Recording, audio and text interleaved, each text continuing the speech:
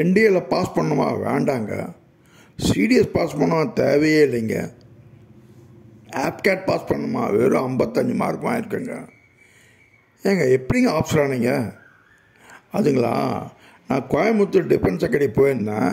அங்கே கர்னல் ஜெயவேல் சொன்னார், நீ கொஞ்சம் ரொம்பவும் லோவாக ஐக்யூ இருக்குப்பா, ஆவரேஜ் ஐக்யூ இருக்க, ஆனால் உன்னால் பெரிய மேத்ஸ் எல்லாம் தெரியாது, நீ பேசாமல் என்சிசியில் சேர்ந்துக்கோ, என்சிசி சிசரி வாங்க, நான் உன்னை ரெடி பண்ணுறேன்.